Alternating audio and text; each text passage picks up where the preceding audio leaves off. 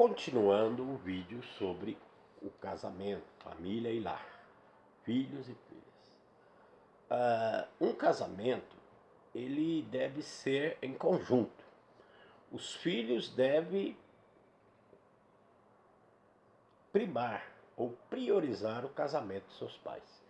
Os filhos devem fazer com que pai e mãe estejam juntos, fazer com que eles andem em acordo. O filho deve cooperar para que a mãe esteja perto do pai e o pai perto da mãe. Os filhos não devem ser o motivo da separação de um casal.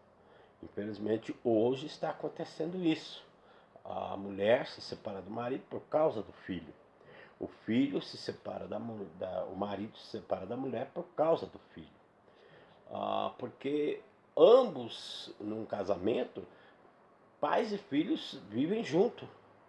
Porque o filho vai aprender a casar e suportar os erros de sua esposa, aquilo que dá para suportar, tem coisas que não dá para suportar e realmente esse casamento não tem condição de continuar.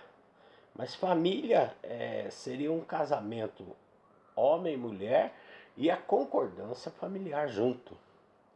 Então, os filhos que prezam pelo casamento de seus pais são filhos que estão fazendo correto, querem ver os pais juntos. Eles podem também aconselhar os próprios pais a se unir pela causa de Cristo e pela causa social do casamento em família. Os filhos são muito importantes, não só filhos, netos, né? Toda a família ali junto deve prisar o casamento e a união dos pais. Não sei que não tem mais jeito, não dá para voltar atrás, aí é uma outra coisa. Há casos e casos, não é? Mas na família cristã deve haver esse consenso entre pais, filhos, netos, quem quer que for, que esteja dentro da família cristã, deve priorizar o casamento e a união de todos, principalmente dos pais. Também a mulher deve ouvir o marido e ajudá-lo a tomar decisões certas e orar com o marido. Os dois devem evitar contendas. Nem sempre quer dizer que não vai ter contendas ou vai ter desacordo, mas deve haver um consenso. Repensarem, dar um tempo, cada um, né, ficar quieto para um canto, o outro para o outro, até chegar a um consenso. E o marido também deve ouvir a mulher. Coisas que precisam sentar. O marido às vezes tem cabeça dura, ele não quer ouvir sua esposa. Hoje está muito em moda o feminismo e o machismo. Esse feminismo e machismo, entre essas partes, feminismo e machismo, não há casamento que dê certo. Então, nem a mulher é feminista, nem o homem é machista. Ambos são parceiros em conjunto dentro de um acordo de casamento. Então, cada um deve botar a sua bola um para o lado, outro para o outro e chegar num consenso. Todos temos defeitos. Às vezes temos defeitos físicos, às vezes temos defeitos de mania, de costume. E nós precisamos rever, trabalhar nisso e às vezes tolerar certos defeitos para que a gente possa levar para frente. Como eu disse no princípio, a minha mãe sustentou seu casamento até o fim. Meu pai, infelizmente, caiu no alcoolismo, mas ela não o deixou, ela o ajudou. Os filhos ajudaram, ela ensinava os filhos a ajudar o pai. E, enfim, ficou casada até o fim. E no final, Deus recompensou ela com a conversão do marido, ela própria, aceitando os preceitos de Deus. Eu posso dizer que a minha mãe realmente recebeu de Deus uma missão e ela cumpriu. E por fim, isso conciliou no Evangelho, chegando nesse lar e abençoando aqueles que ouviram, aqueles que aceitaram da família esse Evangelho da graça, esse Evangelho da salvação, o Evangelho do Reino de Deus. Deus nos deu a terra, sim, Ele quer que vivamos bem na terra, mas Ele não quer só dar pouca coisa para nós, Ele quer dar o seu reino, sua herança. Cristo veio buscar e salvar os perdidos. Se hoje você ouvir a palavra de Deus, ela falar em seu coração, não endureça. Abra o seu coração para a palavra de Deus. Aceite a Jesus. Eu estou falando assim porque você pode ser um escolhido de Deus, um predestinado antes da fundação do mundo. Quem sabe, ouvindo essas palavras, esse evangelho entra na sua vida e você aceita o chamado que foi feito para ti antes da fundação do mundo. Porque é claro que a fé não é de todos, não é todos que vão se converter. Não. Deus quer a salvação de todos, mas Deus sabe também que a fé não é de todos. Marido e mulher devem manter-se unidos na criação dos filhos. A mulher deve ter concordância com o marido para educar, pois não pode tirar a autoridade do marido e repassar para filhos e netos. Não, seu pai não sabe de nada, o seu avô não sabe de nada, e tira a autoridade do marido ou do avô e dá autoridade para um filho, para o neto. Nesse caso, ele passa a ser a autoridade no conceito dela. O outro fica para trás. Não tem mais valor a sua palavra, nem a sua opinião. Essa pessoa que vive assim, ele vai ter que, como a minha mãe, carregar essa carga para manter o casamento. Sofrer o dano para que o seu casamento continue. Porque se ele se enraivar assim, e tomar uma decisão, ele vai embora. Ele abandona o lar. Porque ele está sendo passado para trás dentro do seu próprio lar. Mas por amor a Cristo, eu aconselho essa pessoa a ficar quieta. Deixa que Deus resolve. Mantenha o seu casamento. Não vá embora, não. Hoje não temos dentro da vida cristã todas as mulheres submissas ao marido e nem temos muitos maridos amando as suas esposas como deveria dentro da vida cristã. Mas o casamento deve continuar. O casamento é uma perseverança, é um aprendizado, é uma busca, é uma conquista. Manter família, manter os filhos dentro da sua casa, dentro do seu lar, ainda que com imperfeição, vale a pena. Ah, mas meu filho não quer saber de Deus, não quer saber de nada. Mas é teu filho. Faça o que você puder para ele, aconselhe ele quando ele estiver numa situação que ele sofreu dano por uma coisa errada que fez. Naquele momento vai lá, ajuda ele vai entender que ele está errando, que não pode continuar daquele jeito, mas mantenha a sua família, o seu casamento, ainda que imperfeitos. Também isso por causa da sociedade. Se as famílias desintegrarem totalmente, não haverá sociedade e haverá muita dificuldade, muito mais ainda nas famílias e nos povos. E sabemos que Cristo ainda não voltou para levar a sua igreja e os que estão vivos ainda não morreram para partir para Cristo. Então, enquanto estamos vivos, temos que trabalhar por essa causa de Cristo. Por amor a Cristo, alguns casamentos vão até o fim, pois um deles se sacrificou, sofreu e honrou a coabitação. Porém, esse casamento era apenas porque um se casou e o outro não quis se separar. Veja bem, um tem conceito de casamento e suporta as aflições do casamento. O outro não tem conceito de casamento. Ele está ali porque ele tem benefícios nessa união, ele está se dando bem nessa união, mas ele não considera o casamento. O outro se sacrifica pelo casamento. E esse casamento vai até o fim. Às vezes, um dos dois tem que levar a carga mais pesada e se dá para manter o casamento, dá para manter a união, mantenha. A não ser que há coisas aí que espancamento, violência, briga, ameaça de morte, sangue. Aí eu já digo que aí já é ringue, já é homicídios e crimes, e isso já não é mais casamento. Nesse caso, é impossível manter uma família nesse sentido. O pai machucando o filho machucando o pai, a mãe machucando o filho machucando a mãe, mulher agredindo o marido revidando. Chegou a esse ponto, se eles se arrependerem disso, o casamento continua, a família continua. Senão não tem mais família não. Nesse sentido não dá para ter mais família. E então um se sacrifica mais que o outro no casamento. Sempre um sacrifica mais que o outro. Baixa a cabeça, ouve ofensas. O outro não, é pavio curto. Não, eu vou ficar com você porque eu tenho minha casa, eu tenho minhas coisas e eu não vou deixar nada de mão beijada para você. E eu vou ficar aqui, você vai me aturar até o fim. E o outro fala, bem, eu quero que você fique, eu quero que você... Se isso é o seu motivo de estar aqui, fique. Porque eu quero que você comigo, então nós vamos ficar juntos. Se esse é o seu motivo, o meu é casamento mesmo. Se a pessoa se manter, pelo menos, disciplinada e fiel ao seu parceiro, mesmo que tendo essas oposições, o casamento continua. Agora, em caso de adultério, prostituição, ninguém é obrigado a ficar unido. Mas tem pessoas que ainda assim, o marido adultera, a mulher adultera, eles se perdoam e seguem. Estamos gravando, né, o vídeo. Eu vou dar uma pausinha aqui, mas... Então, continuando, é isso, né? Um tem que se sacrificar. E o outro, que não leva muito a sério o casamento, tem que pelo menos saber.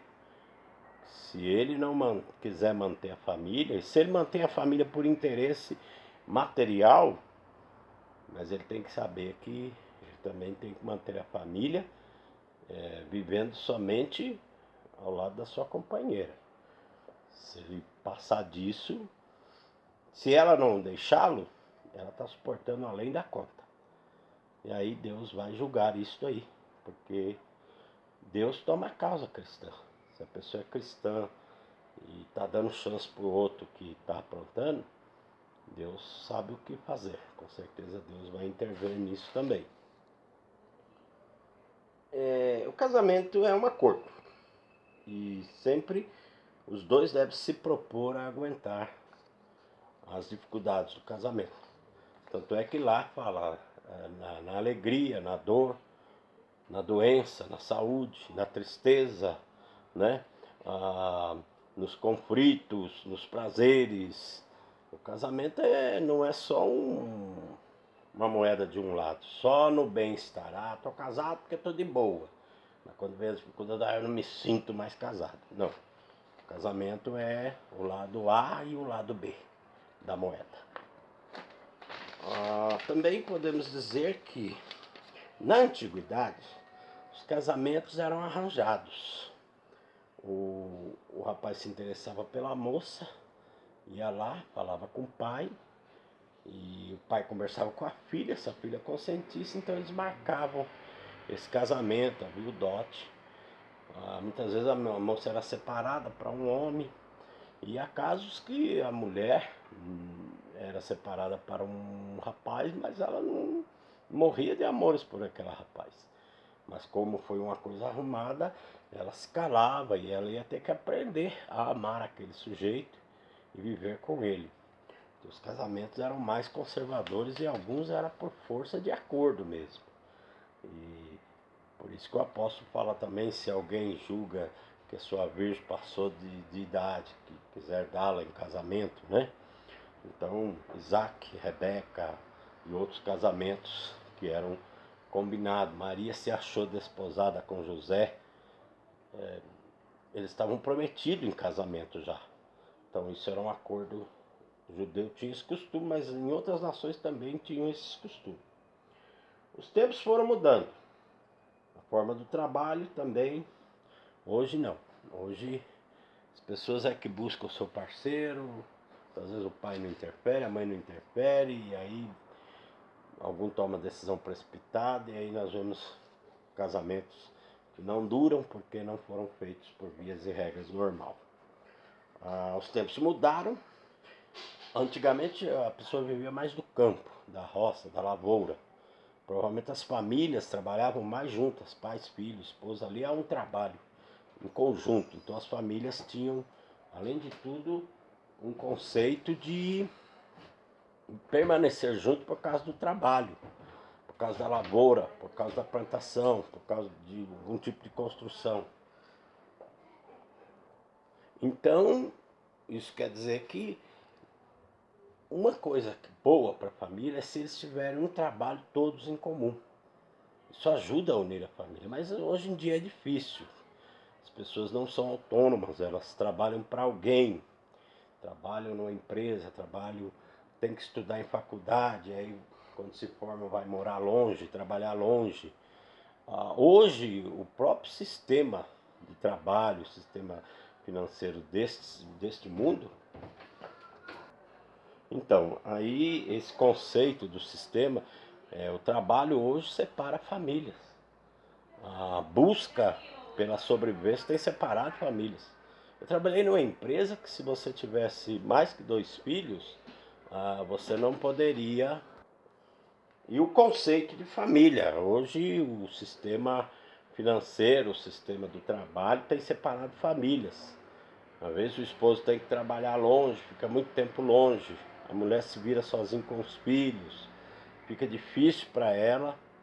E às vezes os dois estão juntos, mas um trabalha, o outro trabalha, e aí não tem a concordância da organização do lar. Isso também vai destruturando a família. O próprio sistema, pela busca da sobrevivência, eu não digo amor ao dinheiro, não é o amor ao dinheiro, mas o amor ao dinheiro é a raiz de todos os males. Então, esse amor ao dinheiro, por grandes ricos, por grandes empresários, esse amor ao dinheiro faz com que ele faça um sistema que não se importe com a família, mas se importe com o seu lucro, com as suas coisas. E se alguém quiser trabalhar para ele, ele também exige que deixe a, a primazia ou a preferência da família para satisfazer o trabalho que ele vai empreender. Muitos têm acabado com a família por causa da busca da sobrevivência. E aí é melhor que, principalmente o cristão, entre num acordo, num trabalho, entre que ambos possam se entender e não prejudicar seus familiares.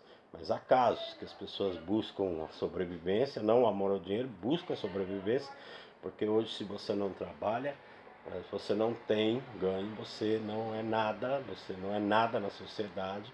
Então a busca pelo dinheiro, o dinheiro é a raiz de todos os males. Então o dinheiro, ele criou dentro do sistema governamental, no sistema governamental tem desestruturado a sociedade. Próprios meios de sobrevivência têm acabado com a sociedade, com as famílias. Hoje as pessoas não têm paciência, um começa a irritar o outro por causa do sistema, né? Porque quer aquilo e tem que ser naquela hora, não respeita o que as pessoas estão fazendo. E esse sistema tem desestruturado porque a raiz, o amor ao dinheiro gerou males na sociedade. Não é que você tem que trabalhar para ter o dinheiro que você está amando o dinheiro. Mas aquele que ama o dinheiro, ele produziu males dentro da sociedade. Ele ama o dinheiro. E por amar o dinheiro, ele vai produzindo males dentro da sociedade. E esses males têm afetado famílias diversas. Tiago, capítulo 5, fala dos ricos, avarentos, opressores, começaram a contratar homens para os seus empreendimentos, depois começaram a não dar o que era certo, não priorizar ninguém e maltratar as pessoas que trabalhavam para eles. E Deus diz, olha, vai chegar o tempo em que Deus vai requerer estas coisas. O seu tesouro, sua riqueza está apodrecida e vai se virar contra ti. Então a pessoa, por amor ao dinheiro, ele acaba com sociedade, acaba com famílias, ele empreende um sistema ruim, onde as pessoas não conseguem ter uma vida digna de lar e de família. Muitos casamentos hoje estão se acabando, porque o sistema financeiro deste mundo não permite nem deixa ninguém em paz e numa vida mais tranquila. Também há outros motivos. A indústria do entretenimento, do prazer, do lazer. As pessoas querem viver em festa, casado como se fosse solteiro, homens e mulheres. Eu sou casado, mas eu faço o que eu quero. Então a mídia, a moda, o entretenimento tem levado muitas pessoas para isso e muitos casamentos vão se acabando aí também. Então, há muitos motivos hoje para o divórcio. O divórcio é uma coisa crescente devido ao sistema financeiro da moda, do entretenimento, e agora é modismo, tocar de mulher, tocar de homem, tocar de família, mas olha, os filhos precisam dos pais, isso não vai ficar muito bom, as pessoas têm sentimentos, e isso gera sofrimento. O casamento segue, sendo como Deus quer. Deus não mudou o sistema do casamento e nem de família. A sociedade mudou, os empreendimentos mudaram, a busca pela sobrevivência mudaram. O rico avarento colocou um sistema dentro da sociedade que não preza casamento nem família. Porque o rico, às vezes, nem ele tem mais o casamento, não tem mais filhos consigo, não tem mais nada. Para ele é o lucro, é o dinheiro, e família de qualquer jeito, filhos de qualquer jeito. Mas para o cristão, o casamento ainda existe, o casamento deve ser, e devem orar para que dê trabalhos próximos, acordos próximos. A vida não vai ser de fácil para ninguém, nem para o cristão, principalmente por ser cristão e ter conceitos, ter coisas a observar aí que vai ser mais difícil nesse mundo, mas Deus pode sustentar todas as coisas. Deus abençoe, e eu deixo esse vídeo para nós meditarmos acerca de família, casamento, lar e outras coisas mais. Muito obrigado, em nome de Jesus. Uma boa tarde a todos.